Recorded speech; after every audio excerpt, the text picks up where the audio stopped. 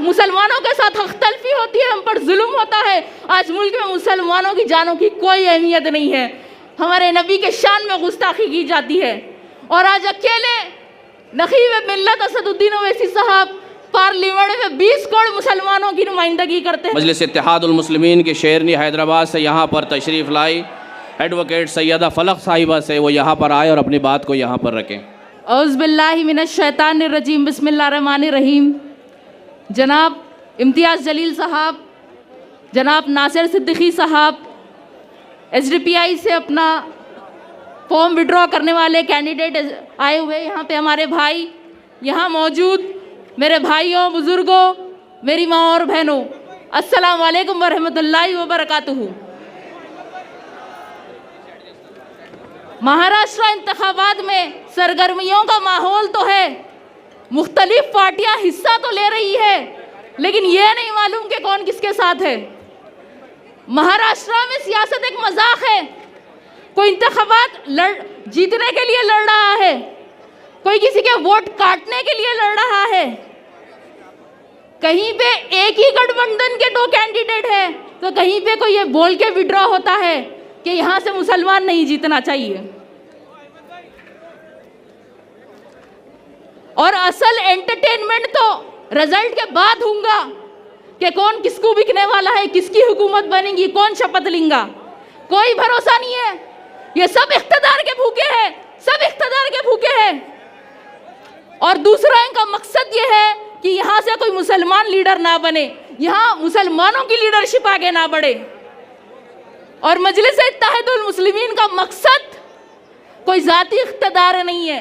अगर ये होता तो वैसे तो हैदराबाद में हमारे पास बहुत इख्तियार है, वहाँ हमारी बहुत ताकत है। हमारे सदर को अल्लाह ताला ने दौलत, शोहरत, इज्जत, क़यादत हर चीज़ से नवाजा है, लेकिन वो मुल्क के कोने कोने में अगर जाते हैं तो इसीलिए जाते हैं। और अगर मजलिस मुल्क के मुख्तलिफ रियासतों में काम कर रही है तो इसीलिए कर रही है ताकि मुल्क के गरीब, मजलूम, दलित और मुसलमानों को उनका हुकूक मिले, मुल्क भर के मुसलमानों में एक इत्तेहाद पैदा हो।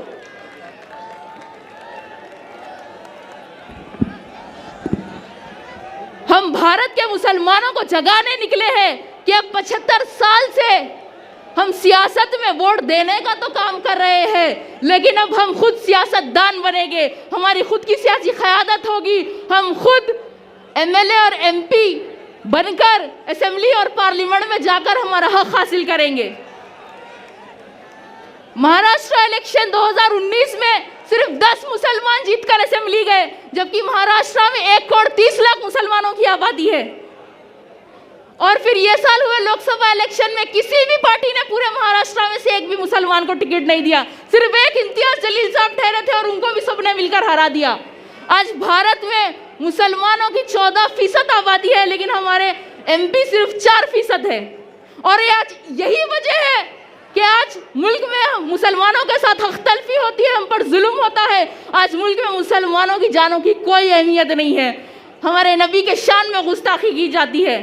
और आज अकेले नखीब मिल्लत असदुद्दीन ओवैसी साहब पार्लियामेंट में 20 करोड़ मुसलमानों की नुमाइंदगी करते हैं बेबाकी से। अगर उनके साथ हमारे और 25-30 MP हो जाए, 50 MP हो जाए, तो क्या किसी की मजाल है कि हमारे खिलाफ कोई कानून लाए या हमारे साथ हक तलफी करे? आज चंद्रा बाबू के कोई 14 MP, नीतीश कुमार के 12 MP की वजह से NDA की सरकार है। अरे ख्वाब बड़े देखो, ख्वाब देखोगे तो ही ख्वाब पूरे होंगे। हालात को नजर में रखते हुए हमें बुज़दिली और गुलामी का नहीं, बहादुरी का मुजाहरा करना होगा। अंजाम वफा क्या होगा सोचा नहीं करते, मोमिन कभी हालात से सौदा नहीं करते। ये हौसला सिखाया है दीन इस्लाम में, अगर सर सजदे में हो तो तलवार की परवाह नहीं करते।